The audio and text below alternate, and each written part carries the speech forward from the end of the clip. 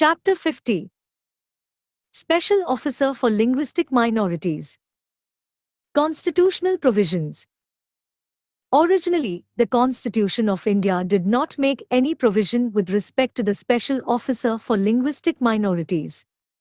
Later, the States Reorganization Commission, 1953-55, made a recommendation in this regard. Accordingly, the 7th Constitutional Amendment Act of 1956 inserted a new Article 350-B in Part 17 of the Constitution. This article contains the following provisions. 1. There should be a special officer for linguistic minorities. He is to be appointed by the President of India. 2. It would be the duty of the special officer to investigate all matters relating to the safeguards provided for linguistic minorities under the Constitution. He would report to the President upon those matters at such intervals as the President may direct. The President should place all such reports before each House of Parliament and send to the governments of the states concerned. It must be noted here that the Constitution does not specify the qualifications, tenure, salaries and allowances, service conditions, and procedure for removal of the Special Officer for Linguistic Minorities. Commissioner for Linguistic Minorities. In pursuance of the provision of Article 350-B of the Constitution, the Office of the Special Officer for Linguistic Minorities was created in 1957. He is designated as the Commissioner for Linguistic Minorities. The Commissioner has his headquarters at Allahabad, Uttar Pradesh. He has 3 regional offices at Belgaum, Karnataka, Chennai, Tamil Nadu, and Kolkata, West Bengal. Each is headed by an Assistant Commissioner. The Commissioner is assisted at headquarters by Deputy Commissioner and an Assistant Commissioner. He maintains liaison with the state governments and union territories through nodal officers appointed by them. At the central level, the Commissioner falls under the Ministry of Minority Affairs. Hence, he submits the annual reports or other reports to the President through the Union Minority Affairs Minister.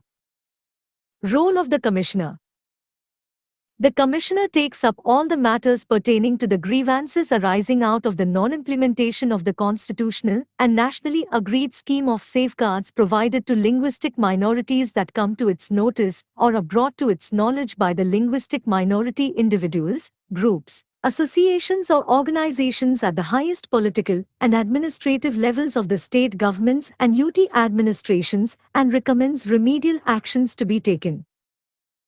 To promote and preserve linguistic minority groups, the Ministry of Minority Affairs has requested the state governments or union territories to give wide publicity to the constitutional safeguards provided to linguistic minorities and to take necessary administrative measures.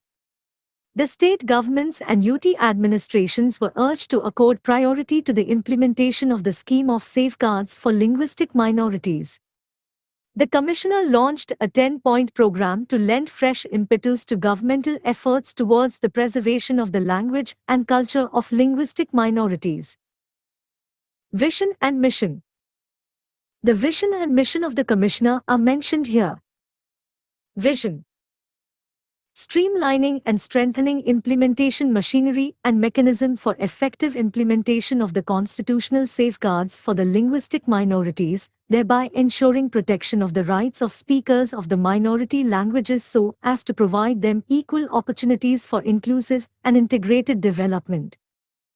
Mission: to ensure that all the states or UT.S effectively implement the constitutional safeguards and the nationally agreed scheme of safeguards for the linguistic minorities for providing them equal opportunities for inclusive development.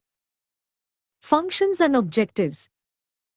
In more detail, the functions and objectives of the Commissioner are as follows. Functions: 1. To investigate all matters related to safeguards provided to the linguistic minorities. 2. To submit to the President of India the reports on the status of implementation of the constitutional and the nationally agreed safeguards for the linguistic minorities. 3.